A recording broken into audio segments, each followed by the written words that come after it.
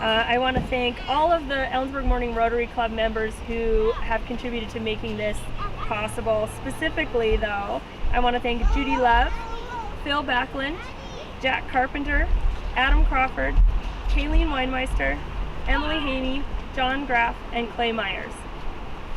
And of course, we wouldn't be here if Mr. Alan Aronica hadn't shared Coyote's story with us. That's been such a treasure. I feel like Coyote is family to us now. Then, of course, the incomparable Jerry Aldridge, who took Coyote's story and made it into the beautiful story that we're going to be reading along the trail today as we go. And to our gifted illustrator, Mr. John Herman, who brought Coyote to life on the page, and you're just going to love the illustrations as we walk along today. All right, are we ready? To the trail tale!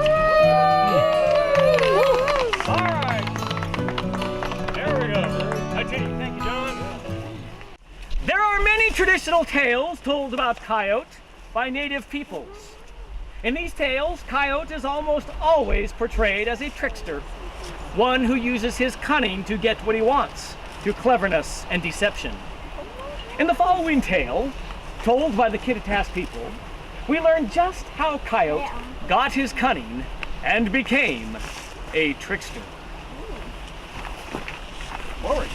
Imagine a world with no animals. Can you? No, you can't.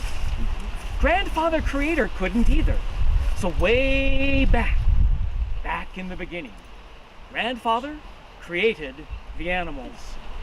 Big and small, short and tall, Grandfather created them all. Life was pleasant for a while, until two old enemies came creeping along. Their names were Pride and Ego. They made themselves at home in the hearts of the animals.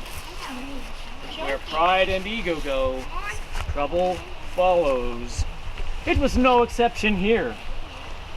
The animals began to argue and fight, quarrel and shout until there was a ruckus all about. I'm bigger! No, I am! I'm stronger! No, I am! I'm smarter! No, I am! I'm better looking! No, I am! And on it went until man could take it no longer. Now, before we move ahead, I see we have a new guest that has arrived. Alan, come on up here just a minute. Finally, on our arrival, ladies and gentlemen, this is Alan Aronica. All right.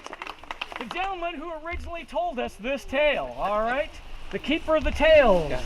All really right. an honor just because I get to see all the people and hope you can enjoy the stories that my mother told me as I was a kid, and my grandfather and grandmother, and it will keep the history of the Kittitas or the Peshawanapan people alive, hopefully, so people will understand that there was quite a settlement here prior to the people homesteading, moving in and stuff like that. And these stories mean a lot to our culture, so glad to share it with you. And we're glad you did. Thank you so much, Alan. So man cried out to Grandfather, Grandfather, you've got to do something. All the animals do is argue and fight, quarrel and shout. They raise a ruckus all about. We have no peace. Please, Grandfather, help us. Grandfather listened, and then Grandfather spoke. Gather the animals, one and all, big and small, short and tall, for they must hear what I have to say.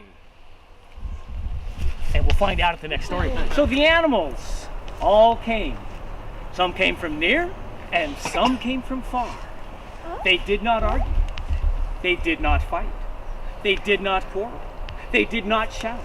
They did not raise a ruckus all about. They sat, and they listened as Grandfather began to speak. I will have man make some bows. He will make bows of different sizes.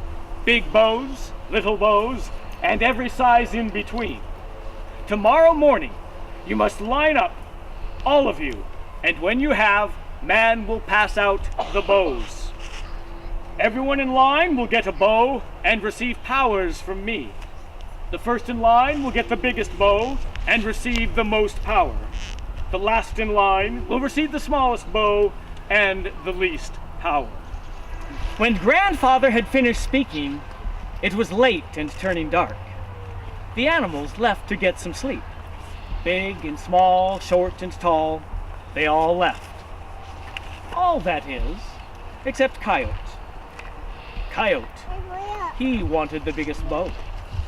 Coyote, he wanted the greatest power. Coyote, he was going to make sure that he got them.